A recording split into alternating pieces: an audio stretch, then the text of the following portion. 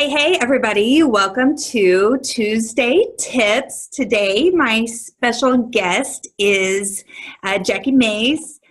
Jackie is an HR professional with over 10 years experience, and she is incredibly unique and a beautiful soul. I had the honor of meeting her almost 2 years ago, actually. Next month, it'll be or actually in a couple of weeks, it'll be like 2 years since we met. And we're a part of the Empower group.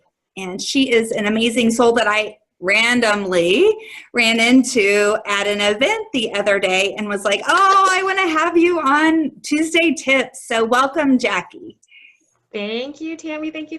Yeah, I think it's crazy that it's been already almost 2 years already, but hey, nothing is a coincidence, right?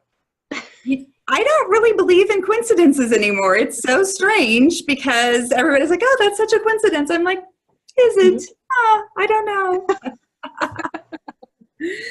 So Jackie is a unique individual, as I said, but I was wondering, what is something unique and amazing about her? And I started thinking about, wow, how do you even say what the unique and amazing thing is about you? Because you're such an authentic and real person. And I got that just from sitting next to you. And, you did the wine tasting, you teach Zumba. Tell us a little bit more about your spicy side. Okay, so in a world of type A's, I'm a type probably Z at this point because I am not your typical HR practitioner or professional by any stretch of the imagination. Because most people in my realm and in my profession, it's very straight-laced. I'm not that type of person. I teach Zumba, I teach turbo kick, like I said, wine tasting. And along with that, I love empowering women and seeing them do their life's work. I think that's really important to continue to share that. But I also like to see small businesses thrive because that's where I've been for the last almost 11 years. It's just watching small businesses thrive and being part of that. But what makes me so unique about it is, like I was telling you earlier, prior to us recording, is, I'm that person that you can come in and have a conversation with me. Either it's a difficult conversation, it's a simple conversation. We can have a shot of tequila and all's good when you leave my office. So that's my uniqueness because I am not going to fit in a box. I'm not designed to fit in a box. So I love it. Like, throw away that box. Nobody should be put into a box anymore. So true. So true. And that's kind of what I wanted to talk about today in regards to let your freak flag fly. From an employer standpoint, it's really important and it's critical to embrace different changes and different people as they come to you and sharing their experiences so that they can help leverage your bottom line and leverage your business so it takes it to the next level. So I've got a few tips I'm ready to share with you whenever your audience is ready.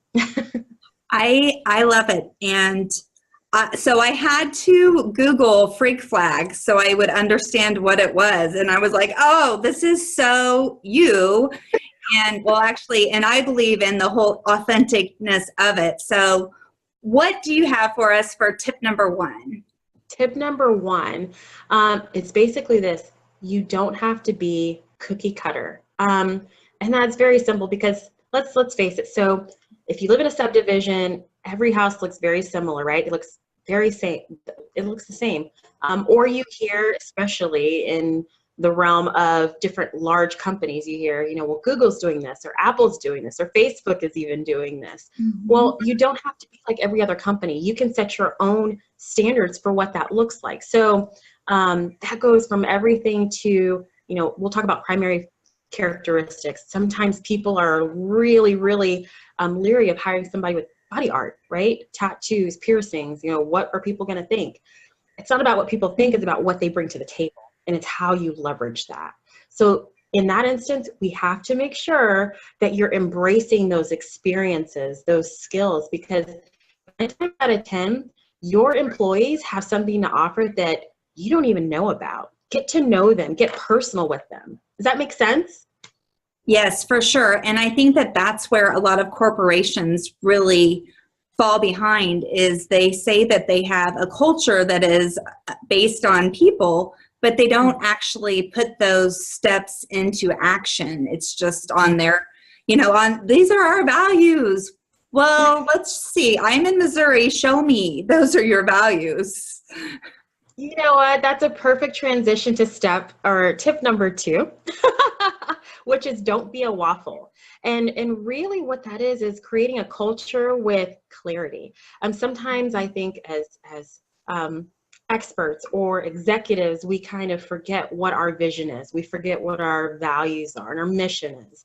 And so what you want to do is be able to make sure that you've cleared those boundaries. What am I looking for? This is what I expect in return as far as responsibilities and tasks, and modeling that behavior so that it's consistent. So if you have bad behavior and you allow bad behavior to continue, then you're setting that culture. You're setting those standards for your employees and your team to behave, maybe not, as A players, but maybe as D players. So how do you get that performance up, which is a whole other conversation, by the way. But that's exactly correct. Exactly what you just said is making sure that your culture is consistent with your beliefs. And again, setting those expectations and standards as you move forward. So wait a minute. I don't get to believe one thing, tell my people something else, and expect them to still follow my mission? What? If you want a culture of hypocrisy, absolutely. Well, but no, maybe not. No, I think that's really powerful for somebody to think is, does your mission statement really meet your core belief system, or did you just let some third party write it for you? I think as a business owner, you actually should bring your team together and ask them for input on what the value system is and what kind of culture they want to create, and let the people be a part of that growth.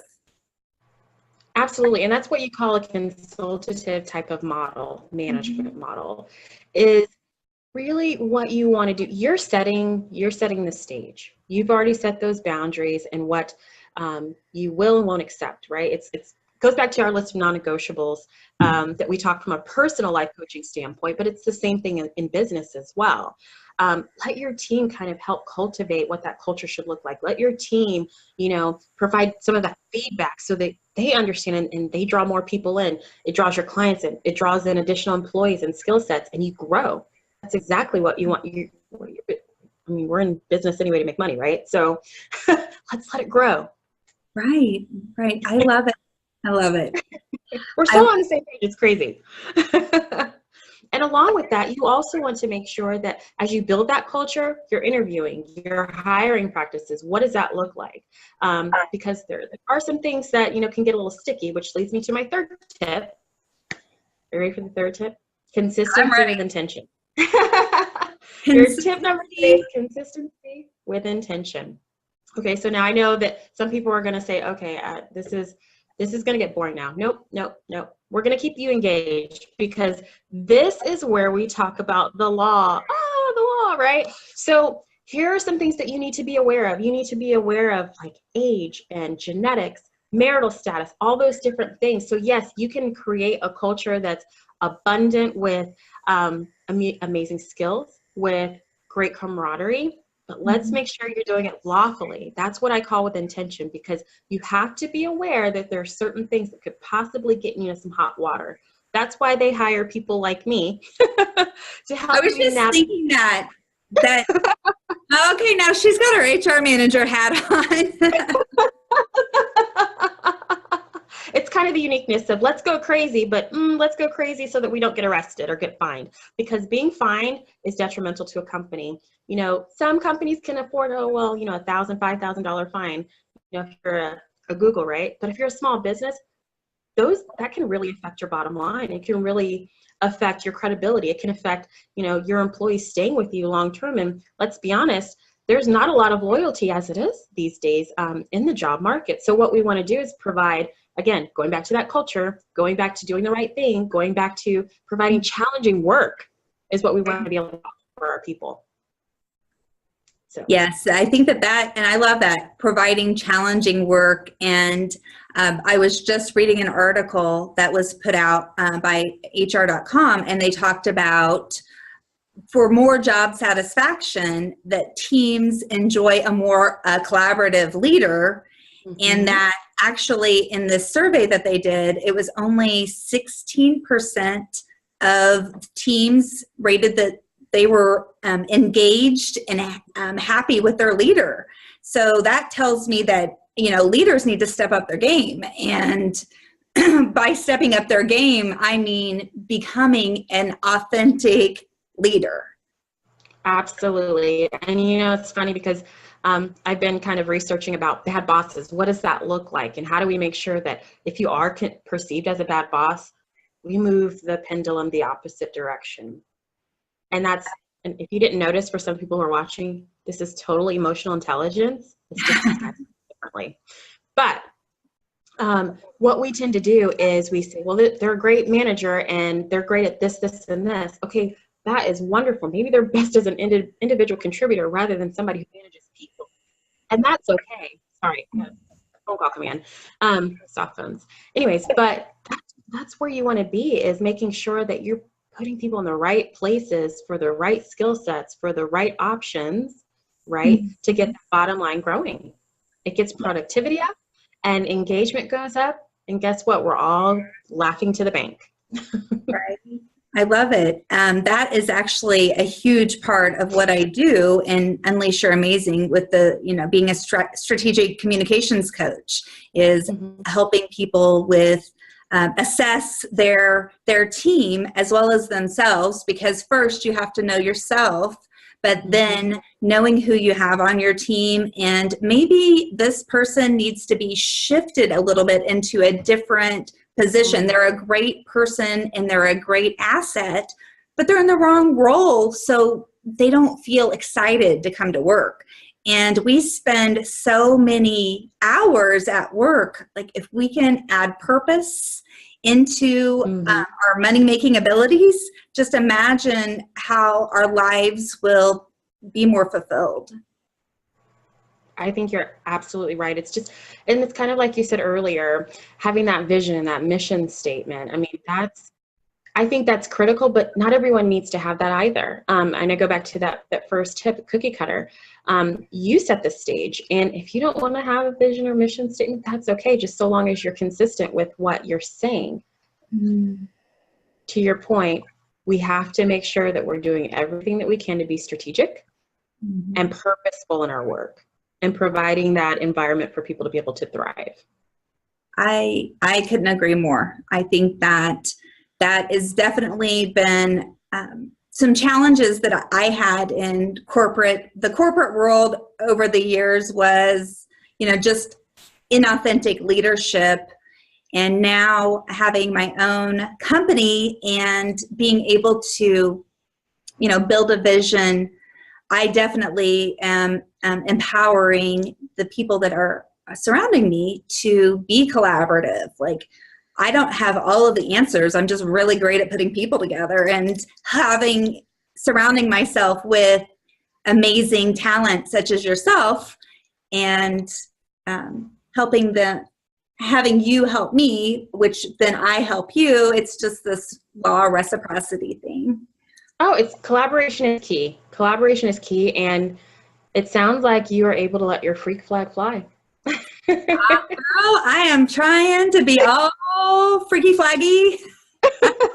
I am trying. I just am out of the freaky flag. Well, thank you so much for sharing your genius with us. You also are a coach and consultant with your Going Rogue. Can you tell us a little bit about that? So really, my purpose is just to allow women, again, it's kind of freak flag, but it's also going rogue, is to not have to stay in the status quo. Do what you are meant to do on this earth. It's your gift. It's what you were designed and divinely designed to do, and helping women reach that potential. So that's what I love to do. I love it. I love it. Well, if anybody would like more information from me or Jaclyn, please reach out to us. Also, you can book a call with Team Amazing at unleashyouramazing.com, and we can set up a strategy session. And if need be, we can bring in additional experts and love to talk to you about your business and help you grow. Thank you, Jackie. Thank you.